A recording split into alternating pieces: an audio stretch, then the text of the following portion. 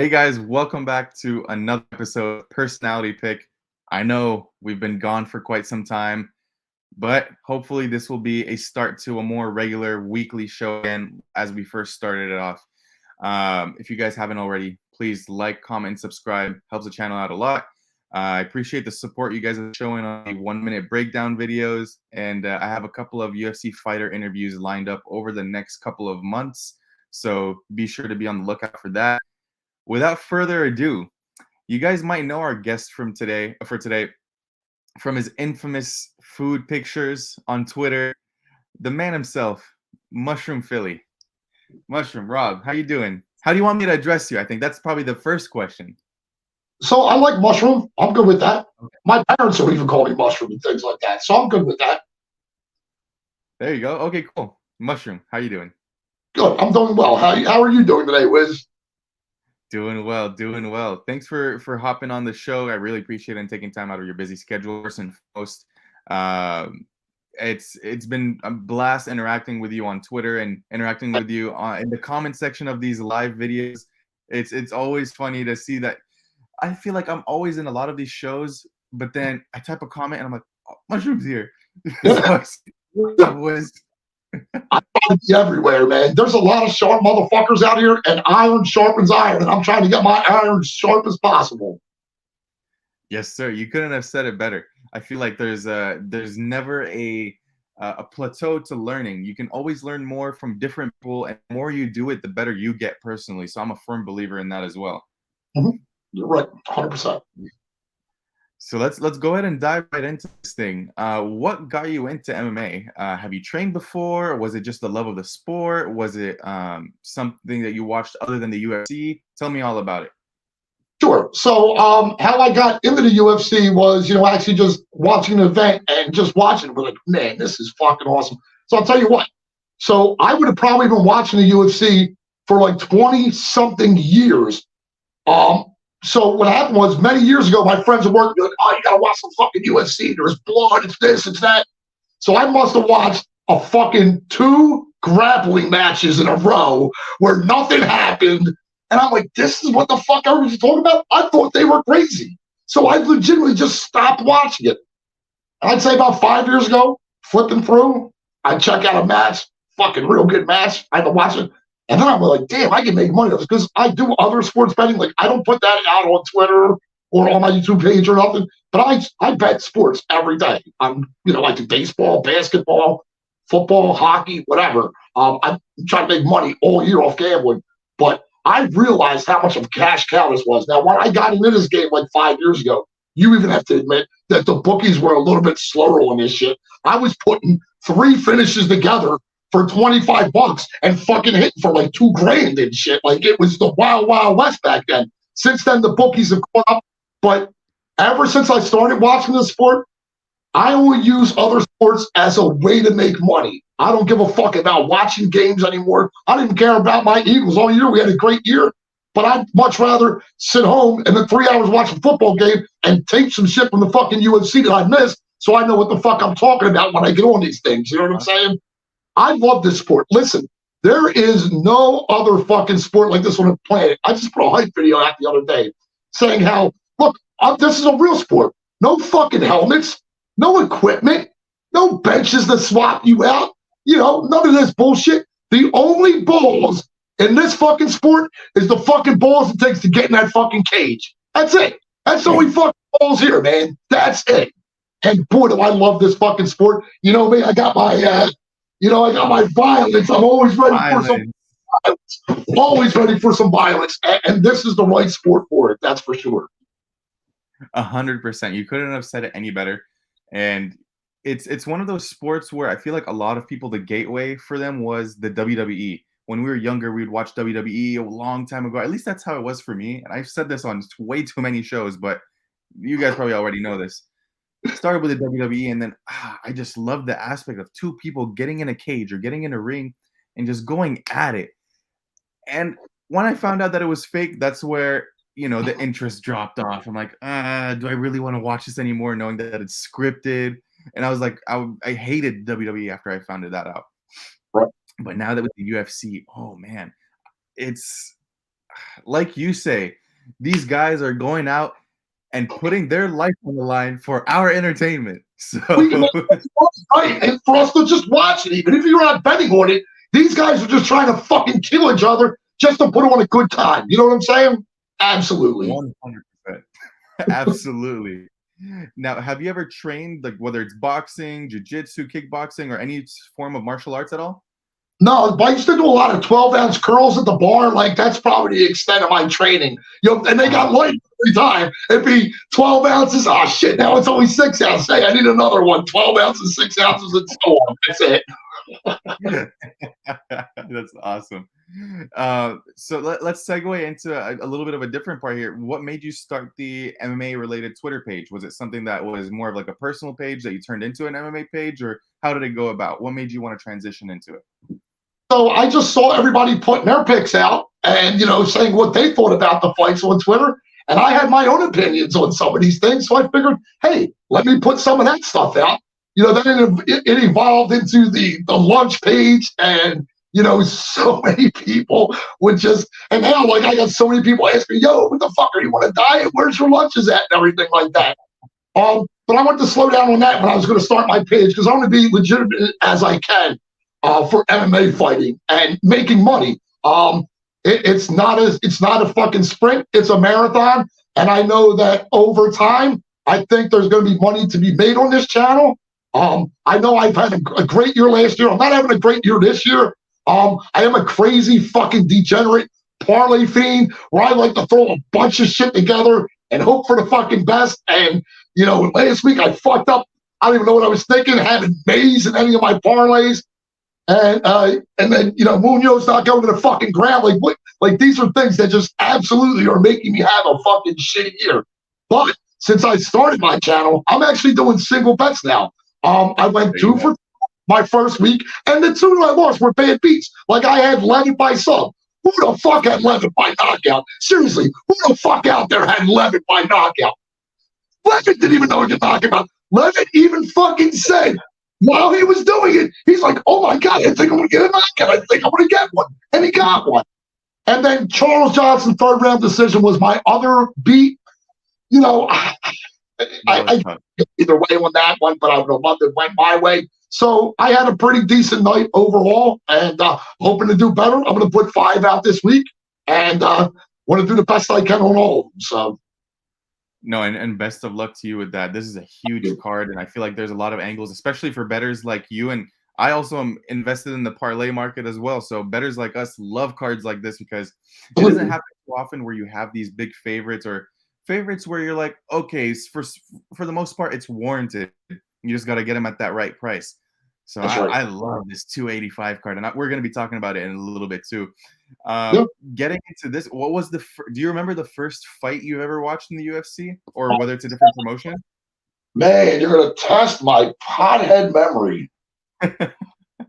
So, you know, it was well before COVID. I really can't remember. Wow, I really can't remember. The fight that you remember watching, like, yeah, whatever card it was great enough that it sucked me in. And I've watched, you know, right away I got the fucking ESPN Plus, you know, right away I got Fight Pass. So I did everything I could to just immerse myself in this fucking sport. I love this sport. Like I said, I've bet on many other sports. I've made a lot of money on other sports, but God, I just love to watch this sport more than any other sport, and the winning money on top of it. Holy God, the money you can win on this shit is just incredible, and I love it. I really do. Do you ever get questions from like your friends or your coworkers or colleagues, or do they even know that you bet on UFC? And like, do they ask you like, how does it feel winning a bet, or yeah, I mean, along those lines? You know, I have people that want to try to, you know, tail me and stuff like that. And hey, man, you do that at your own fucking risk. You know what I'm saying? But I will get people asking me for advice. I do pretty well. I really got to stop bashing up so much in these fucking parlays. Like, what I should do is get that 7-legger, just do like a 5-legger, put a little more money on it. You know what I'm saying? Try to be a little more disciplined.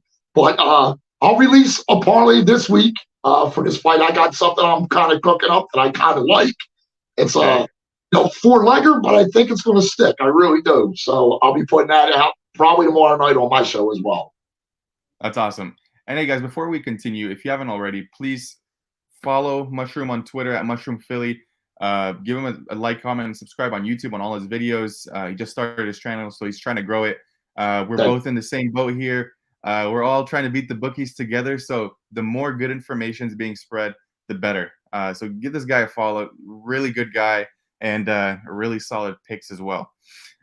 Mushroom, do you have a favorite fight or a favorite fighter to watch? It's kind of really, he doesn't win all the time, but I really like, I don't know why, Bobby King Green. I really like Bobby Green for some reason. And like my girl knows as soon as Bobby Green, you're going to be putting a bet on him. You like that. Like there's just something about him that I like. I don't know what it is, but for some reason, I like Bobby Green. If you ask me who's one of my favorites, and like I said, not the most winningest guy. And now, finally he got knocked out, you know what I mean, too. So that's not that fucking good. But look, that's who I would say. Obviously you can go with all these greats like Khabib and all that stuff, but that's kind of the easy way out. I kind of like Bobby Green, little scrappy fucking dude. You know what I mean? Talks shit all the time. And like he enjoys the fucking sport. So that's what I kind of like about him. I feel like you're probably a big fan of Kevin Holland as well. Kevin Holland as well. Talking shit. Absolutely. There's nothing like someone who talks shit in a ring after being hit in the face. Even I see Sean Strickland doing that as well. Like Sean Strickland does the same thing. Like he's whipping your ass and be like, "Well, you got to protect yourself better." Like he's just fucking talking shit the whole time. Yeah, right there. It's right here, chest level. Look at the Philly shell. That's so funny. Absolutely. What led you to start betting? Was it from a friend, or was it just because you like the sport and you wanted to see if you can make money on it? Yeah, so it started probably like a lot of people would. It started with like, look, I'm old school. So this shit started with me betting on the streets with bookies with them little fucking slips. And the odds were the fucking odds. You had to take them. If the line moved, fuck you. You already got what was on that paper. And, I'm from the time you can pick up the phone, call the corner barn, be like, yo, it's me. I want to put $50 on this team. And that's it. And if you win, you lose, you go down there and pay that fucking guy your money. If you win, you go down and collect your fucking money. Old school. Even today, I don't like to do shit on the phone. I do have a DraftKings account. I rarely ever use that shit because I like going to the casino, to the window, old school, and having that fucking paper ticket in my hand. I still like it like that. I don't blame you. I feel like it's an experience going to the casino and placing your bets, and then having those tickets. Like if you get like a big plus money ticket that hits, you can frame that thing, and you start collecting them over time. You start showing your kids, your grandkids, or you just start showing people. Keep it on a wall somewhere. I want to start doing that, but unfortunately, California. I don't bet. I don't. Right. So we got to fly to Vegas or something? No. Local guy. Nice. Even better. No slips though. No slips. He has an account. Yeah, I got you. Yep. Nice. Now, you did describe your style as more of a degenerate style, but you're starting to move into more of the straight bets. Sure. Do you feel like eventually you're going to start doing more straight bets than parlays eventually, or what do you think? I think I like the balance of maybe doing 4 or 5 singles on the entire card and then parlaying the shit out of a bunch of stuff and fucking hopefully something sticks to the wall. Got you. I'm not sure if you want to disclose this, but we got a question. What casino do you go to? I go to Rivers Casino, Philly. Rivers Casino, Philly. All right. You guys heard it from the man himself, Rivers Casino in Philly. And oh yeah, I just noticed Nonstop Philly. Yeah, there you go. Now, when it comes to your betting style, would you say you're more risky or risk averse? Like, do you like to go for those big underdogs all that often, or would you like to stick to those favorites or stick to the leans when you're placing a little bit of a bigger wager? All right. So in this sport, I don't like the underdogs as much. Like for instance, tonight I got 2 basketball games where I'm taking the point spread with the underdogs, whoever's playing Gonzaga and whoever's playing Creighton or whatever. So I'm taking those teams, big plus, plus 18 on one and plus 20 something on the other. I don't think the teams are going to cover. That's when I'll take a dog, but obviously I'm taking the dog, and they're giving me all this extra stuff on top of that dog as well, where it's different in the UFC, where you get these fucking minus 600 favorites. And so what I end up doing with that is I just end up propping them the fuck up. You know what I'm saying? I'll figure something out where it's decent for me to do a single bet on, or if I, put two or three together in a parlay, that's going to pay something nice as well. So, yeah, but I don't really like hunting dogs in the UFC. I know there's a lot of people that do it, and I do see them win, but it's not like I see them winning a majority of the time. I guess over the long term, if you bet dogs, you could probably still be up because, depending on how big of a dog they are, I guess over time that shit would all add up. But no, I'd say especially, these big favorites, the lines might be too wide, but where they opened up at with the bookies is probably where it almost should be for the most part. Obviously, we'll catch lines that are off, and you can fucking smash those. But yeah, I don't do the underdog as much. I looked at a dog on this card, thinking, man, why the fuck is Mana Martinez fucking plus 240? And then I did a little bit of fucking tape, and I was like, oh, yeah. I see. That's why the fuck he's plus 240. Right. It's like, so I wouldn't go chasing him at all. I think, Samuel wins that fight probably by decision. Maybe he gets mad out there late. You never know. Yeah, I think that fight specifically, it's a perfect spot for a bet that you made last week, third in decision.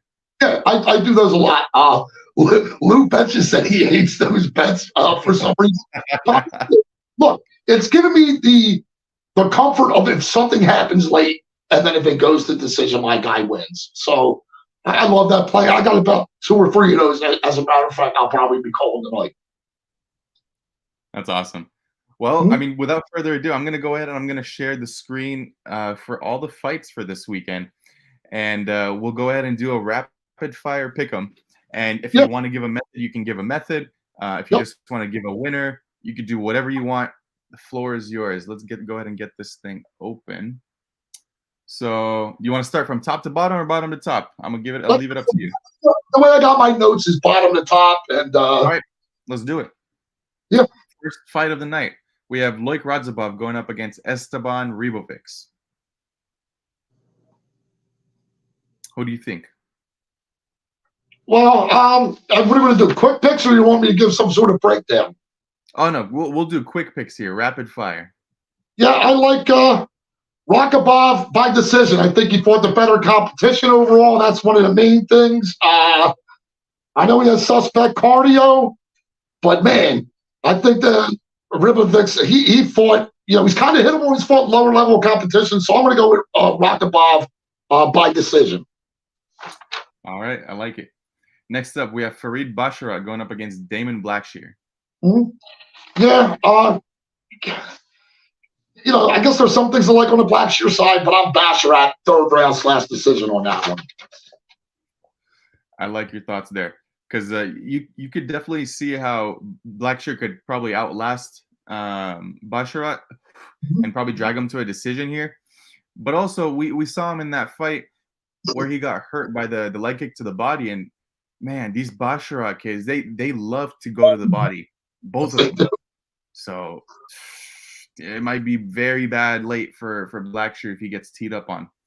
But next fight, we have Jessica Penne going up against Baby Shark Tabitha Ricci. Look, Penne, 40 years old, 40% takedown defense, 21% takedown accuracy. Baby Shark's going to roll, lay and pray, little grounded pound here and there. Ricci by decision. I like that myself. And then next up, we probably gave a little bit of a preview to this one. Mana Martinez against Cameron Simon. Yeah, I'm going Simon, third round / decision. I think Martinez slows down late. You know what I'm saying? If he doesn't knock him the fuck out, he's going to slow down late. Yep, and very low volume. Yeah, absolutely. Next up, we have Ian Machado Gary going up against Kenan Song. Look, they both hit hard. The fight could end in knockout, so that's a sneaky little play too. But on the Gary side by knockout. Smart way to look at it. Next up, we have a fight where a lot of people have different takes on. We have Julian Marquez going up against Marc-Andre Barriault, powerball. Yeah, I'm liking the Barriault side, and probably another one of those third round / decision plays. I think it might go or ends late. If it ends late, it's going to be Barriault, knock him out or whatever. So that's my pick for that one. I tend to agree. So far, we're agreeing on all of these. Like it. Fight number 7, we got Viviane Araujo going up against Amanda Ribas. Okay, so listen, Araujo's no slouch, but I think there's a lot more to like on the Ribas side, so I'm going Ribas by decision. All right. That's our first fight where we disagree. I think Vivi might be able to outbox Ribas here. I think Vivi might be the stronger girl and be able to take her down. But it's one of those greasy WMMA fights where close line, don't want to go anywhere near it. So not a super solid take on my end. No, One of my favorite fights on the card, Derek Brunson going up against Dricus du Plessis. Yeah, I don't know what the fuck's up with Derek Brunson. Doesn't even want to fucking beat her anymore. I know he's had a little bit of a winning streak, but man, I don't think he looks that good anymore. I'm going with du Plessis inside the distance. I actually like him by sub. I think Brunson's going to want to try to do his ground game, and I think he's just going to play into his fucking hands. And I think, like I said, it's du Plessis inside the distance, most likely a sub. Yeah, both guys tend to have questionable cardio. I'll be the first to say that. But the main difference is that du Plessis knows how to fight through it, and Brunson just completely gives up. So yeah, I'm on the du Plessis inside the distance as well here.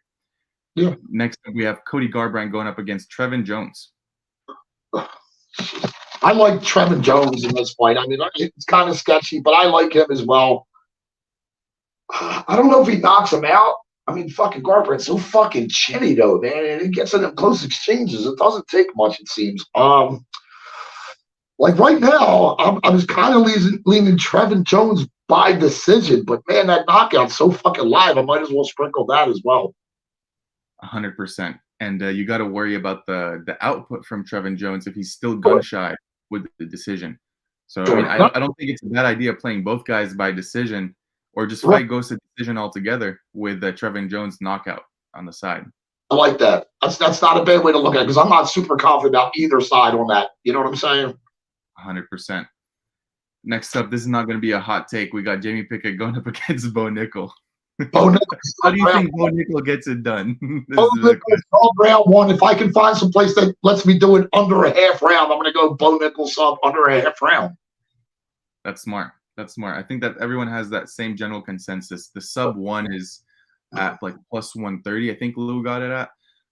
Just sub altogether is minus 120 to 130 depending on where it's at right now. So it's nuts. I have some of Bo Nickel's submission on Underdog Fantasy, so hopefully he gets that sub for us.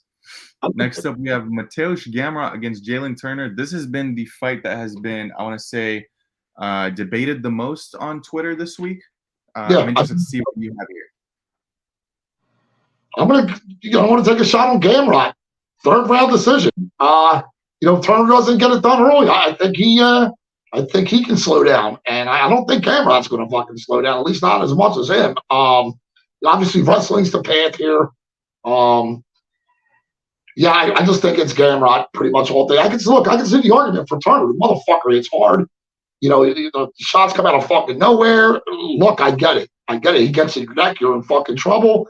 If Gamrot just keeps it clean, keeps his neck out of fucking harm's way, I think he can run through him on the ground and either get to a decision or maybe take him out in the 3rd. So 3rd round / decision again on that.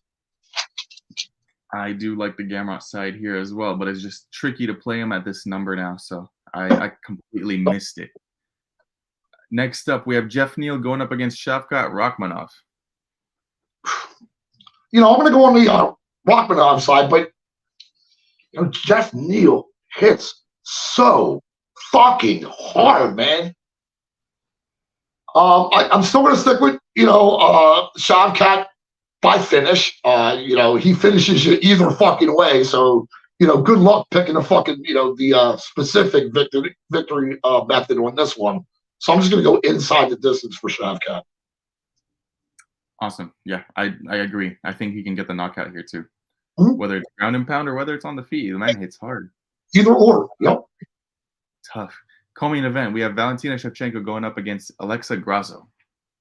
Yeah, I mean, I want the Shevchenko side. I don't know that Grasso's going to be much of a problem, but I do kind of want, just worry a tad bit. Like, who the fuck is, Valentina really been fighting the last couple of fights? Like, I thought I seen Lauren Murphy's name in there, and Yep. I think it's going to be. I think it's actually going to be a little closer than people think. I still think Shevchenko is going to get it done, and I'd like her to get it done probably late. I'm going to go Shevchenko inside the distance, but I'm going to sprinkle her 3, 4, and 5 as well. I think if it probably happens late. Yeah, I'm on the Shevchenko side. I really like that side. I do. Yeah, I do just worry just a little bit. Like, has Shevchenko just thinks now that she can just roll through anybody and it's just going to be easy because of her recent competition? But I still like Shevchenko inside the distance. It's not Grasso's time yet, and this isn't the time to fade Shevchenko yet either. So I think we're on. I don't know whose side you're on, but Shevchenko inside the distance. Yeah, I tend to agree. I feel like the only way you can really play Grasso, in my opinion, is going to be the decision line, and you could always sprinkle on that. I just think we all know the inevitable spot to try and fade Shevchenko. We all know who it's going to be. It's pretty common knowledge at this point, so we'll just have to wait until Erin Blanchfield. Yeah, I mean, that's the fade spot, right? I mean, listen, I didn't expect her to go through Andrade the way she did. Me neither. Saying how this was steps up for her. I mean, I'll tell you what, her fucking striking has vastly improved. She won that first round on the feet against Andrade. Yeah. Okay. You know what I'm saying? So, yeah, that is definitely the fade spot. I can't wait for that. As soon as it comes out. They give us good odds. I hope they give us good odds. Yeah. Last but not least, we have the main event, Jon Jones versus Ciryl Gane. Okay. I like the Ciryl Gane side. Who are you giving me here? You giving me the 3-year layoff, Jon Jones, who didn't look great against Reyes. In fact, they probably even lost that fight, even though they gave it to him. Didn't look good against Thiago. Like I said, this is a long time ago. The last time this dude fought was, February of 2020? Listen, Ciryl Gane is rising. This dude's fucking surging.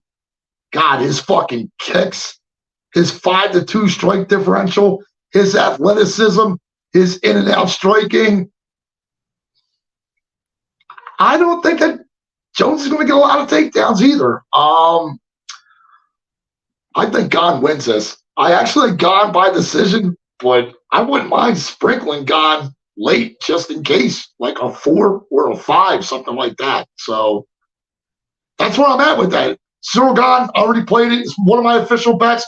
$100 on the money line plus 140. I want these Jones fans to keep fucking hammering Jones, so at the end of the week I can get fucking Ciryl Gane on the money line for like 250 or something. It'd be fucking awesome because I'll fucking hammer that as well. Yeah, so we're on the opposite side there. But you know what? It is a close fight. I won't be afraid to admit that. It's very, very close, and it's going to matter on the wrestling. If Jon Jones can get the wrestling going, it's going to be a long night. But if not, we're going to be razor thin. And I would love to have a plus money ticket in a razor thin fight any day of the week. Always. I listen. How the fuck can you argue against fucking Jones? The best guy in his fucking division, by bar none. Who the fuck's going to compete with him in that fucking division? I mean, the guy's youngest champion. You can't take nothing away, but didn't he already achieve most of what he's going to achieve already? Like, if there's a mountain and you're at the top of the mountain, you don't stay at the top of the mountain. Eventually, you start going down. And you know what? There's not usually another mountain on the other side of that fucking downward slope either.